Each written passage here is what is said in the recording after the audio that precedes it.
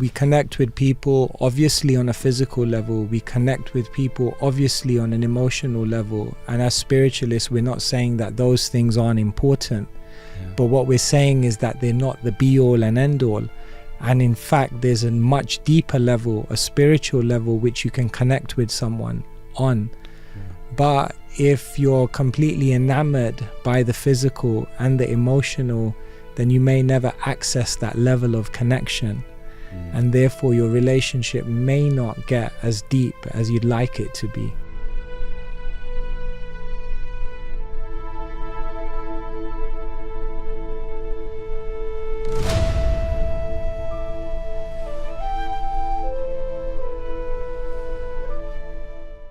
Welcome back to For Soul's Sake, a podcast in which we talk all things spiritual. And again, we're back by popular demand with the one, the only, Keshava Swami. Thank you so much for being here, Maharaj. Yeah, great to be back. It was a joy last time. I think some good points came out. So let's see what happens today. Yeah, we had some really good feedback from people. Yeah, I think people they just love the depth, the type of conversation. I think just hearing from a lot of experience, I think you've had, Maharaj, as well. You make us look good. And a lot of people were curious about monk lifestyle and monk mindset. It's very popular and buzzwordy almost nowadays. Yeah. You were a monk. I was, yeah. 5 years. I was for 5 years with Maharaj. Took me under his wing. Yeah, it was a good monk. He did it was well. a good monk. I think about 8 out of 10. Yeah, I'll take that. I'll take 80%. So we've chosen a verse from the Bhagavad Gita, which allows us to delve into some monk life hacks, which will give us insight into things that we can practice, that we can be conscious of, that will help to elevate our lives towards happiness, towards goodness, towards a connection with the Supreme. We've chosen a verse from the Bhagavad Gita. It's our favorite book, of course, chapter 14, text number 16. Here comes the translation. The result of pious action is pure and is said to be in the mode of goodness. But action done in the mode of passion results in misery. And hear this, action performed in the mode of ignorance results in foolishness. So it looks like we've got to be in the mode of goodness. Monk mindset and monk lifestyle is all about being in the mode of goodness. And when I think about monks, I think, okay, stereotypically, we all think about Buddhist monks in Nepal, or what's it like being a monk in London? What do you do? What's your day look like? It's such a foreign concept, right? Yeah. Monk is such a foreign thing. By the way, to be completely honest, I know what he does, but I'm trying to bring a conversation. Bring the suspense. Yes. So what does the day look like? Typical day? It's interesting. I started my monk journey actually in India. Oh, right. And I spent 6 months primarily in Mumbai, but then we kind of traveled around. That was back in 2002. But yeah, then very quickly after that, I came back to London. And it's interesting, I came back because I wanted to live as what I call an engaged monk. And that means as monks, we have these kind of two aspects to our personality. There's like one aspect where we're really going in and really trying to work on ourselves. But then it's beautiful because then we then engage and come out with the world. We go to universities, corporate firms, governmental organizations, podcast studios, and we engage with the world. And it's almost like breathing in and then breathing out. It's like the rhythm of life. So I wanted to be an engaged monk. So being in London is challenging, but it's full of opportunity as well. And the day starts very early, usually by about 3 a.m. Wow. And yeah, people kind of feel that that's a pretty intense thing to do, to wake up that at just 3 registered o'clock. 3 a.m. Yeah. That's like scandalously early. Mangalarti is at 4:30. Yeah. So an hour and a half earlier than you need to be up by temple standards. Yeah, the first service of the day is at 4:30, but I like to get an hour in before even that. Wow. Because I find that in that hour in the day, the clarity is incredible. Really? And I mean, I just like all our viewers out there, just try it, you know, maybe not 3 a.m., but 4 a.m., 5 a.m., and just try it and sustain it for like a couple of weeks or even a month if you can. And I guarantee you it's an absolute game changer. So yeah, even when I kind of get back a little late, I'm always up because those morning hours are just golden. So yeah, usually begin by about 3 o'clock. Half an hour it usually takes me to get ready, and then 3:30 to 4:30 I do my study and a bit of reflection, and then we go into the first service of the day at 4:30, and then between 5 and 7 we do japa. We chant the mantra, but we do it on the beads, and it's really that's a whole practice we can talk about separately. But then and then at 7 we do a bit more singing, and then we all come together in the monastery between 7:30 and 8:30, and one of the monks or the ladies, they'll read a verse from the scripture and then just give a bit of a commentary and a perspective, and then we'll have a discussion, and then it's breakfast. It's amazing how much you've done before breakfast. It's like a whole day before breakfast. A whole day before your day starts. Yeah. I'm going to be honest here, and vulnerably so. I've never been a morning person.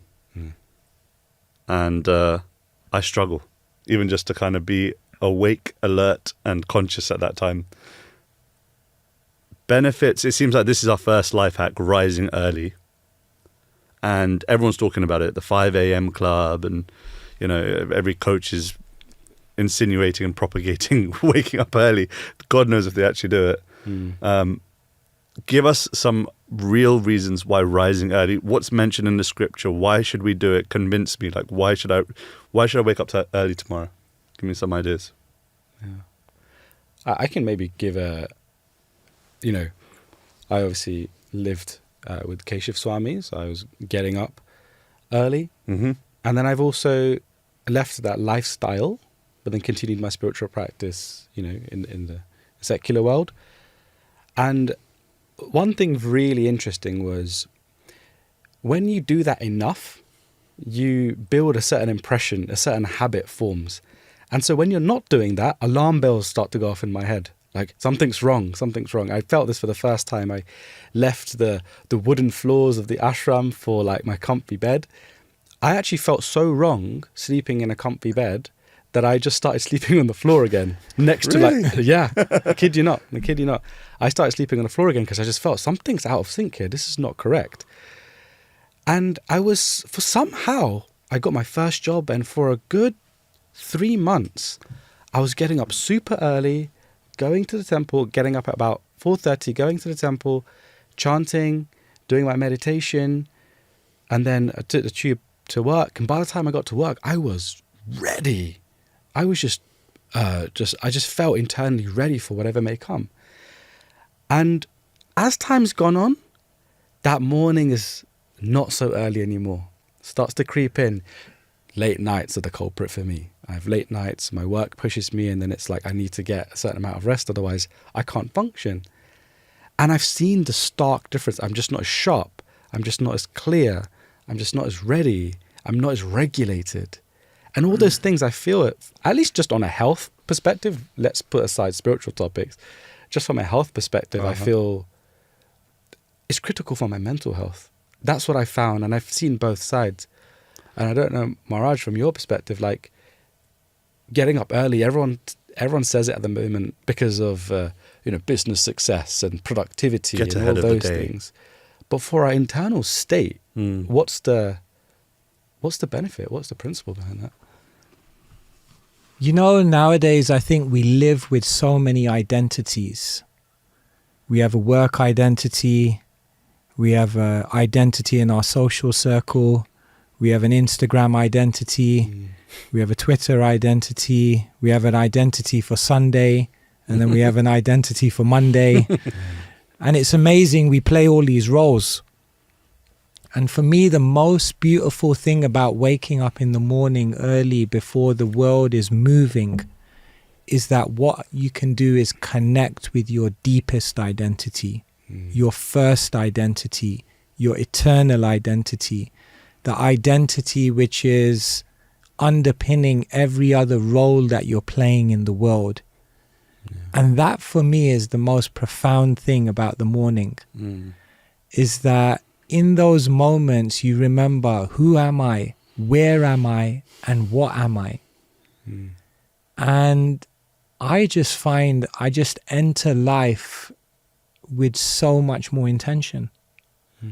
Whereas if you kind of wake up, running out of the door with a piece of toast in your mouth, trying to catch the train so you don't get, how much can you even relish and experience life? Because you haven't connected before you've even.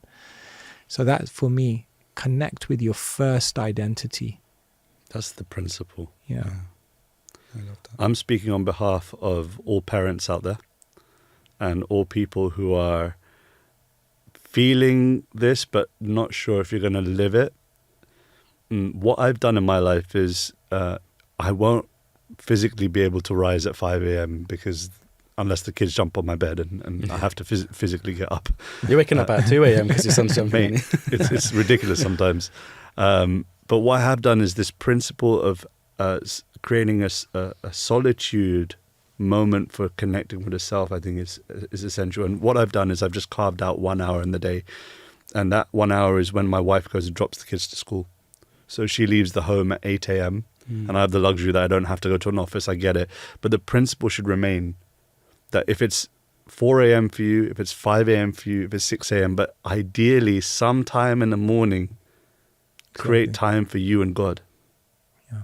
For the real you and God. Because ultimately, as Mother Teresa says it was always between you and your God anyway. It was always between you and your God. And so the principle is very strong. But, okay, again, let's go back. I'm trying to convince myself that it's okay to wake up whenever I want. But does Krishna say anything about rising early?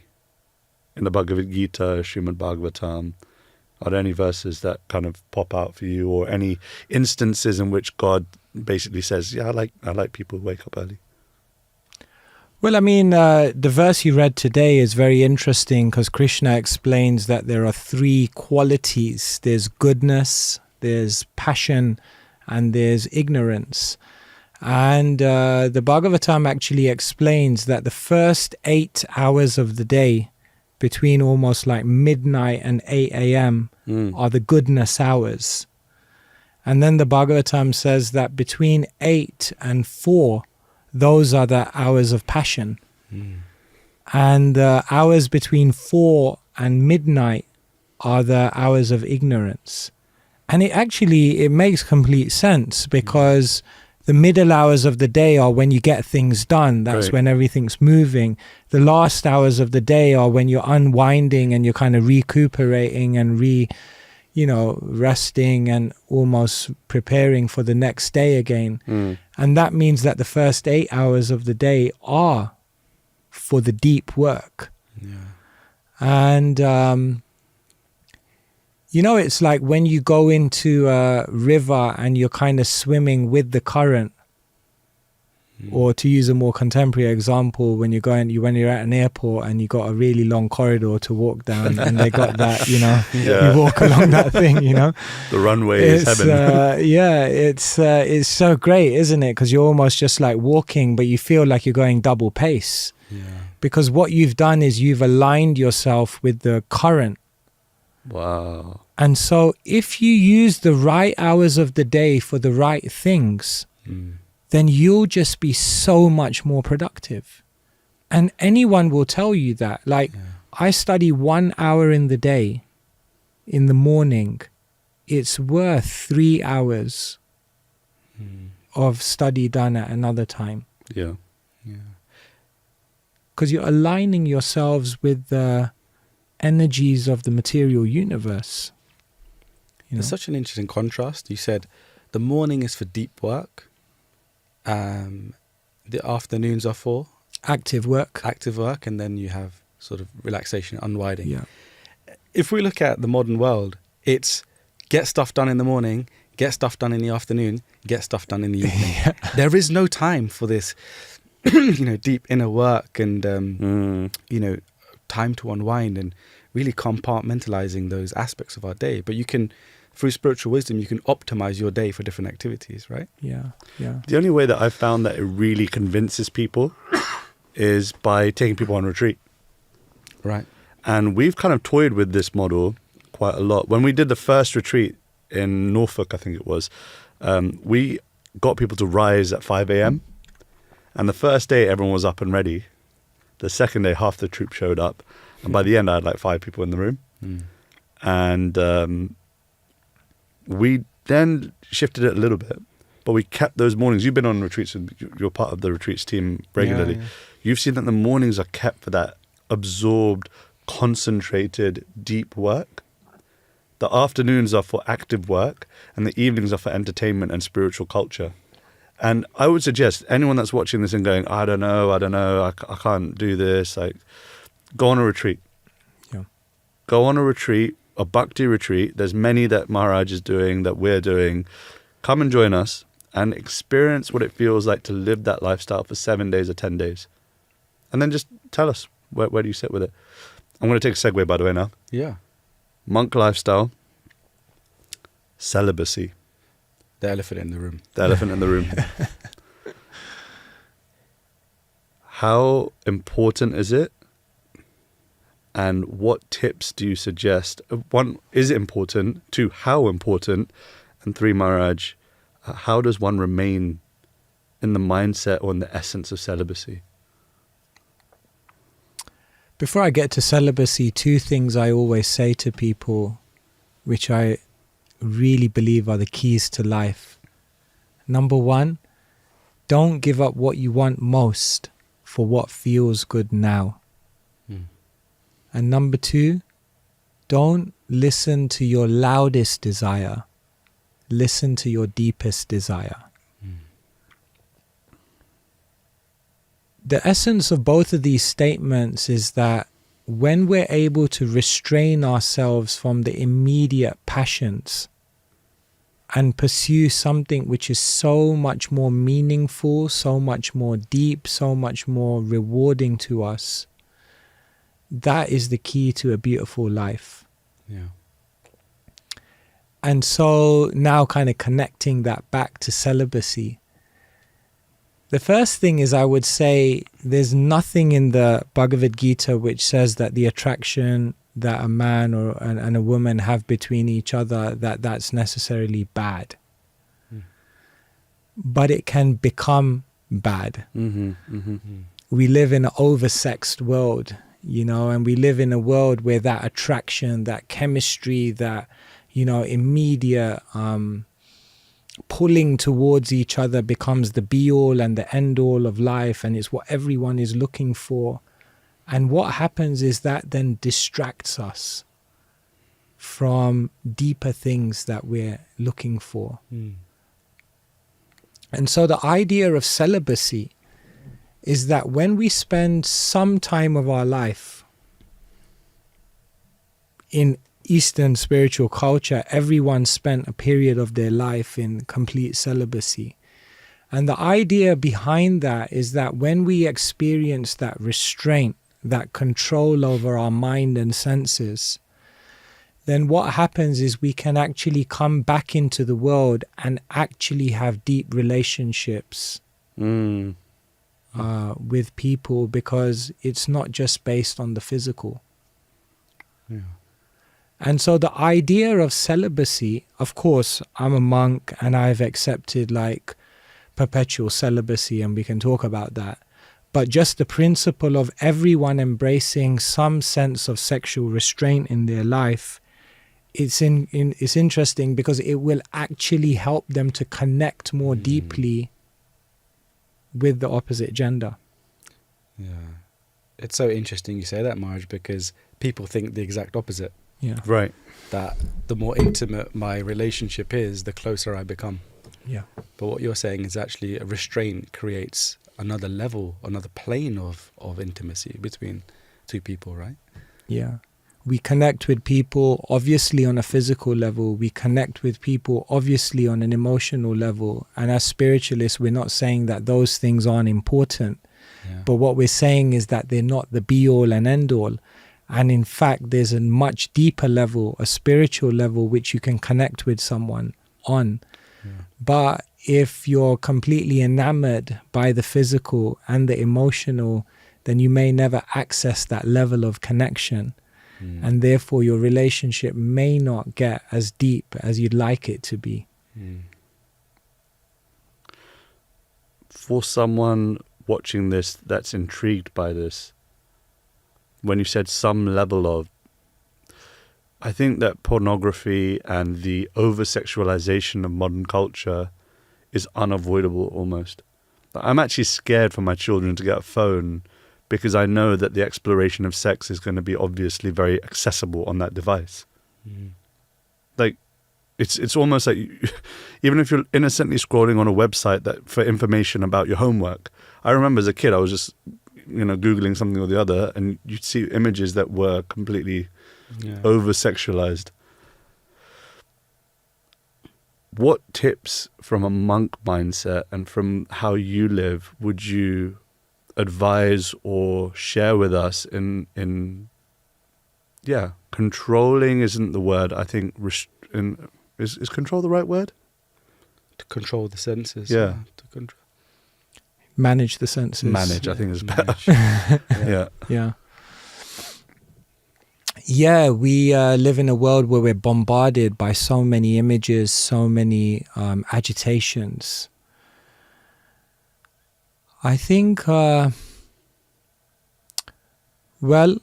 think the first step in exploiting anything is to depersonalize it. For example, why do we exploit the environment? Because the first thing we've done is we've depersonalized the environment. We've de-divinitized it, if that's a word. We've basically taken the personality out of it, and therefore now we just see it as an object. And then then if you see something as an object, then you objectify it and you exploit it. Therefore, I think the first thing that we need to try to inculcate within everyone is a respect for all living entities, that they're not an object of enjoyment, they're spiritual beings, they are divine, and they're worthy of being served. And everyone is not just a object of my enjoyment.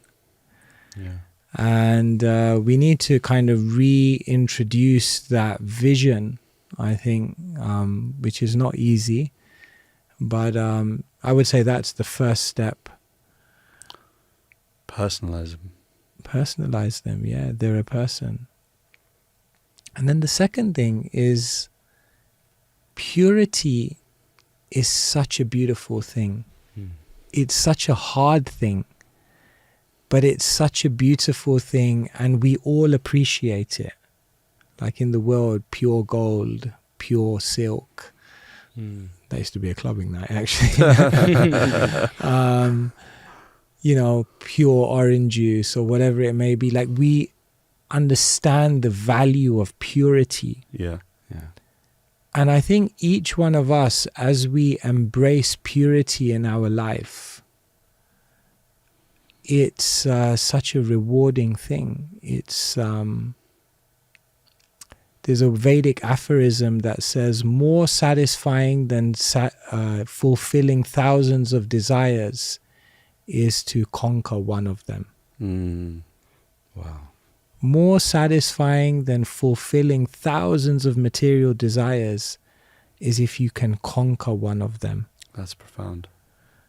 And so it's very beautiful. In our tradition, we have the Goswamis. And this word Goswami literally means one who has mastered the mind and senses. So that's the most ambitious and heroic thing that anyone can do in their life. Like, sometimes people see spiritual people and they're like, these guys have no ambition. Like, you lose your ambition when you become spiritual. Right. But the amazing thing is that spiritual people are the most ambitious, because they're on on a mission to conquer their own mind and senses. Yeah. And that's beautiful. I love that. Personalize and value purity. Yeah. Something that's really helped me is having a friendship group in which I can talk about it Yeah. and be honest about it. So on Monday nights, there's a group of lads similar, well, they're actually younger to me, but it's a group that I try to mentor and look after as best I can. And we're really honest about it. Yeah. Like, we just open up about our struggles and give space. I think that because it's almost taboo to be celibate almost nowadays. It's like, what? If you went out and celebrated that, people would... You're basically committing social suicide, isn't it? Well, am I right on that? You're considered a bit weird. Let's be honest. No offense, Maharaj. Yeah. And so I think that there needs to be community that Yeah. can bring about that glorification of the purity and how purity is so necessary. Yeah, I'm so glad you raised that point. In the Bhagavatam, it's mentioned that society rests on 4 pillars: austerity, mercy, compassion, and truthfulness.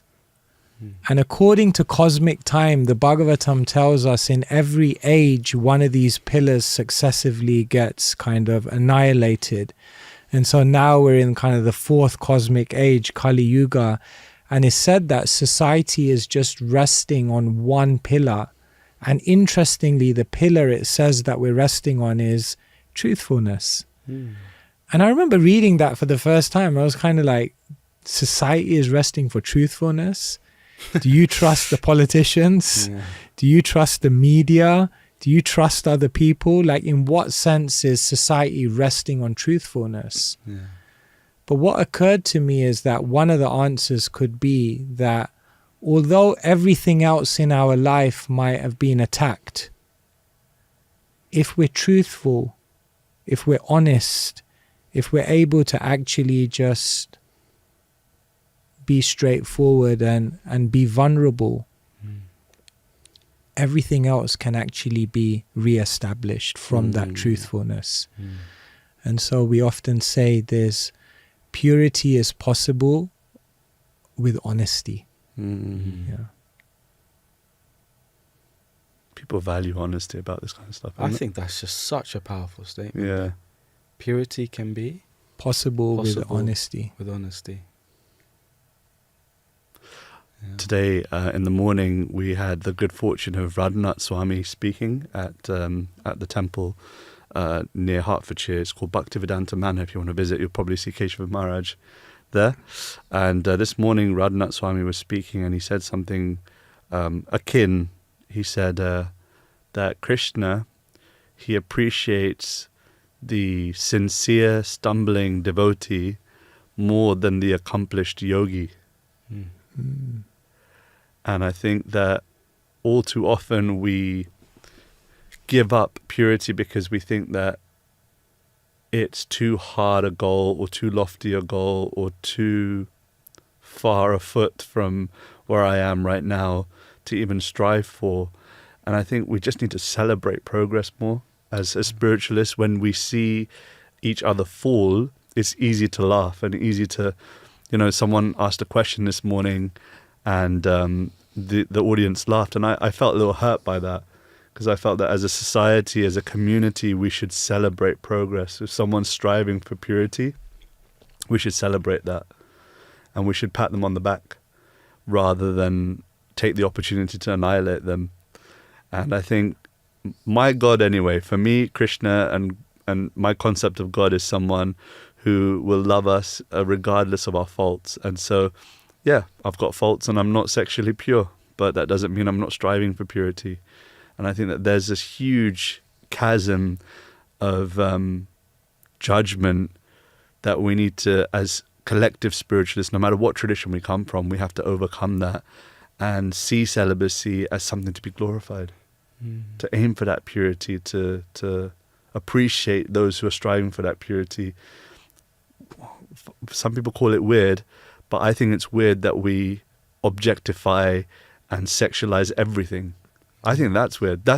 People consider that it's normal. I think that, as Bhakti Tirtha Swami says, I think that's completely insane to consider that, the new normal is discrimination based on the body, sexualization of the body. I think that's insane. So let's create a new normal. Yeah. And I love your point on embracing imperfection.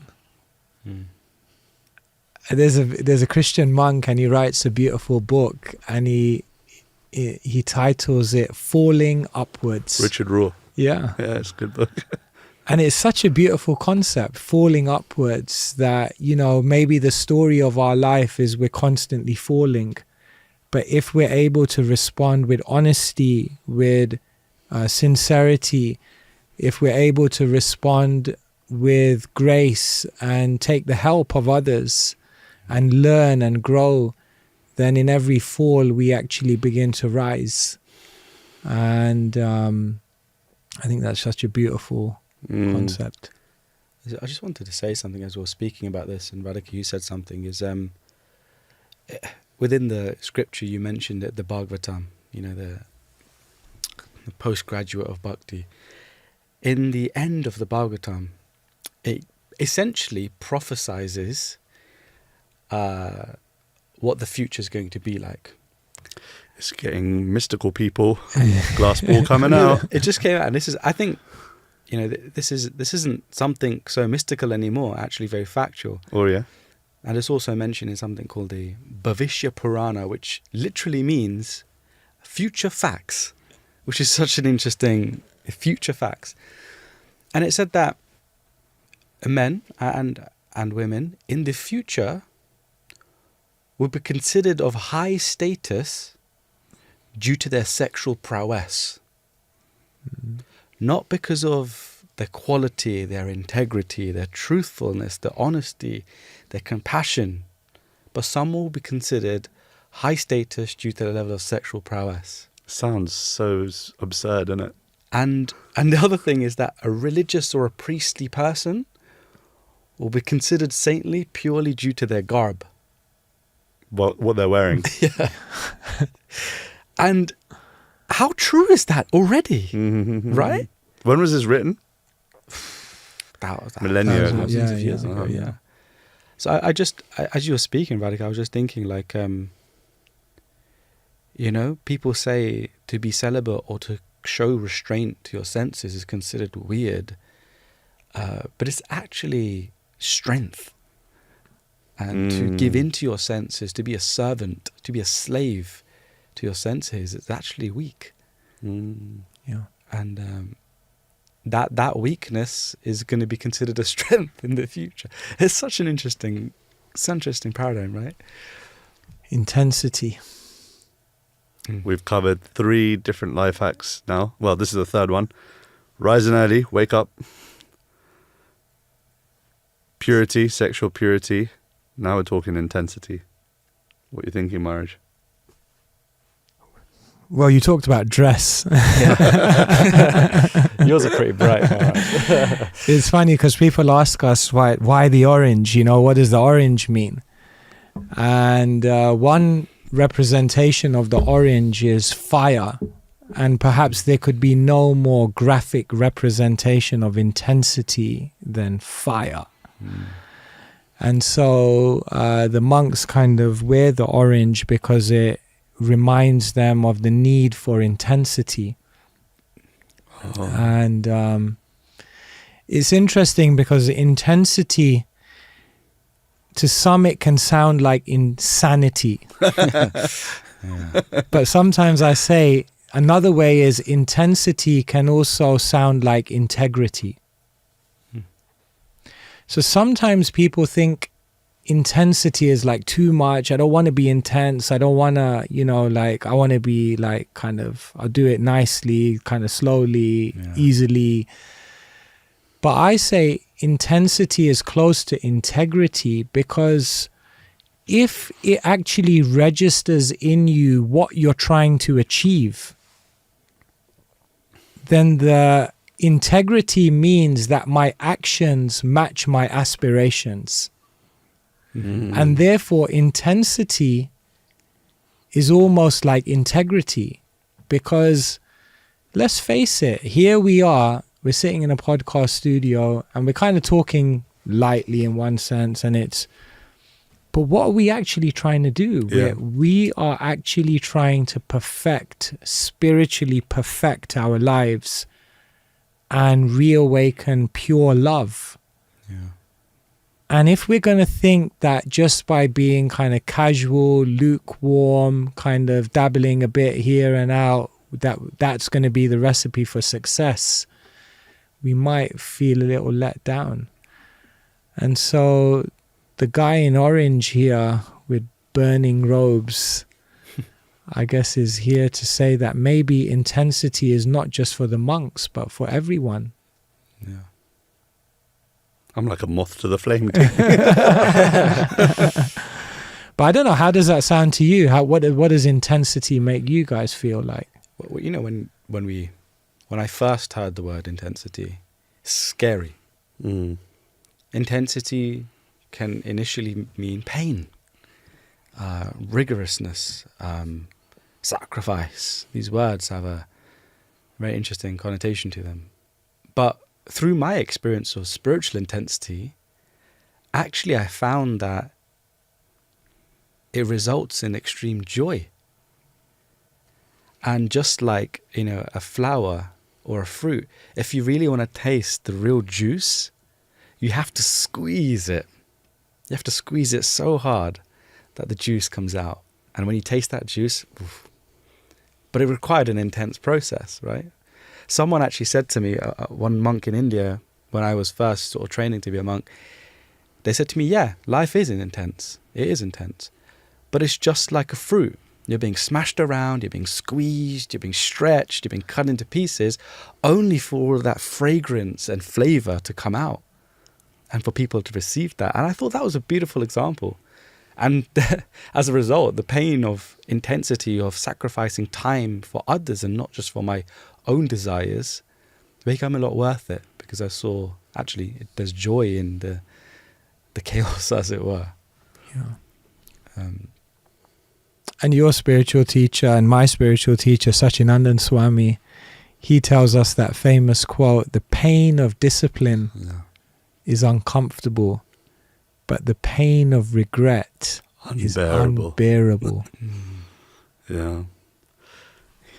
My spiritual teacher really only gets interested in, I mean, he loves me and I love him, but I think he really gets interested when I talk about intensity of my depth of loving relationship with God. Yeah.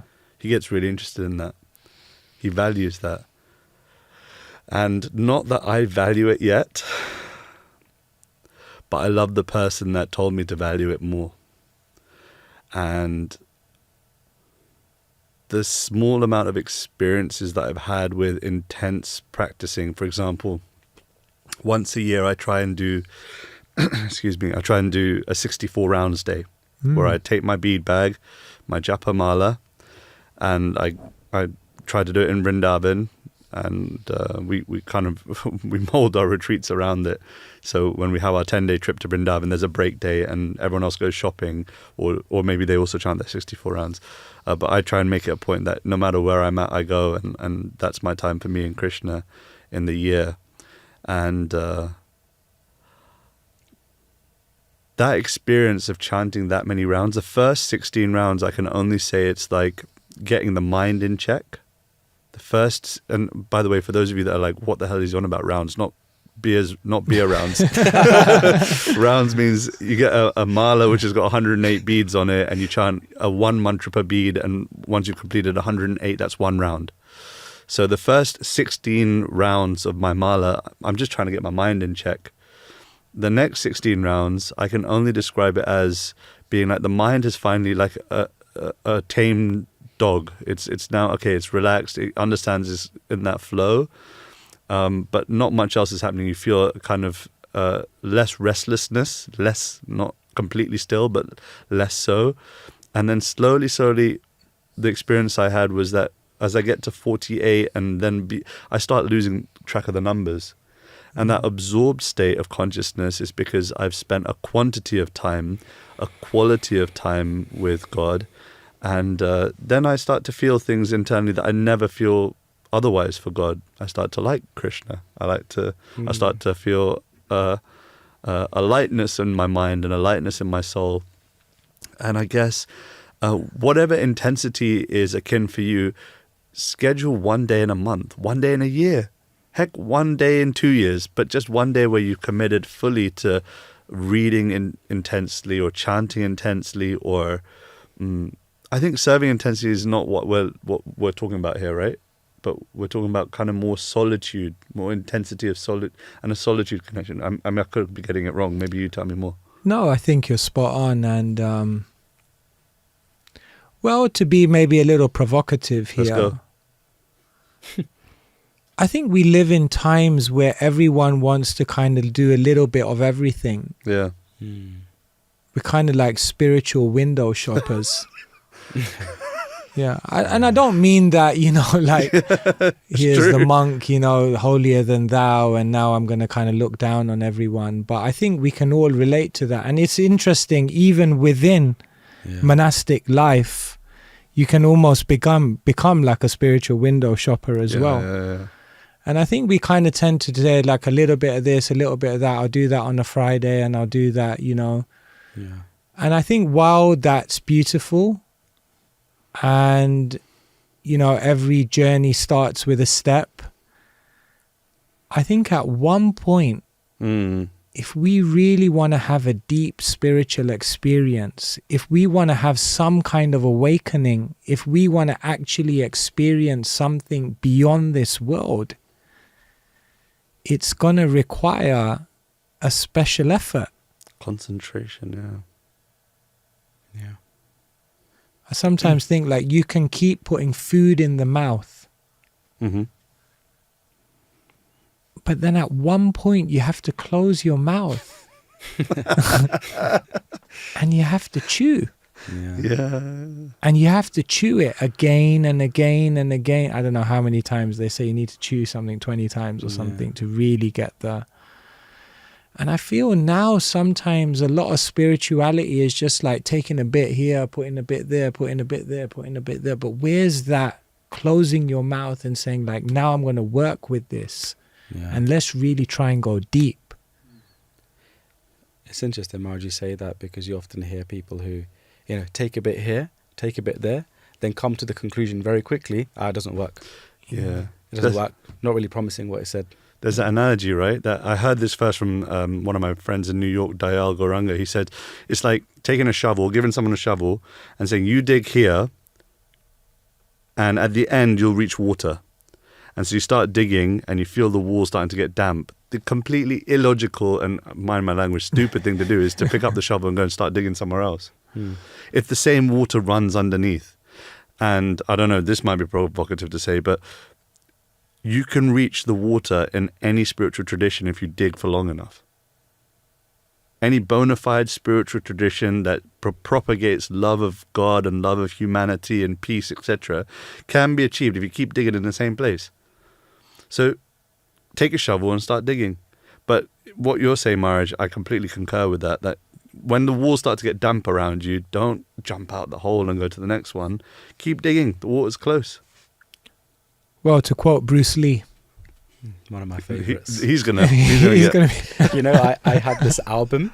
I don't know if you remember, Maharaj. I had this video album on my laptop in the ashram, and it was like inspiration. The mind. Yeah. I had videos of like Bruce Lee and like all these random inspirational videos, but yeah, Bruce Lee was definitely up there. If you don't know this quote, you're not a real fan, huh? I'll know it. Okay. I don't fear the man who knows 1,000 kicks. I fear the man who's practiced one kick 1,000 times. Yeah.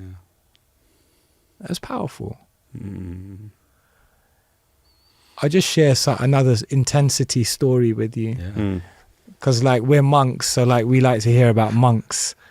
So there's a Christian monastery, and when people join as monks, then what they do is they kind of, sign into the monastery, hand over all their possessions. and then they get shown into their room. And it's said that they enter their room. This is like on your first day as a monk. And all there is in the room is a bed and like 5 books, Christian books. And what happens is every single day, you don't go out of the room. Every single day, you know, there's that, like the prison cell type of thing, you know, you get your meal through the door. And what happens in this monastery is that everyone has to stay in the room. They have to read, they have to meditate, they have to pray. And day after day, they have to actually try to find communion with God. Wow. And it's said that only on the day where they have a breakthrough, where they feel that they've actually contacted God, are they allowed to come out and be part of the monastery. Wow. And some people it takes a month, some people it takes a year, some people it takes 5 years. But until you've broken through, it's called the breakthrough, you don't come out of the room. Now, That's a bit intense.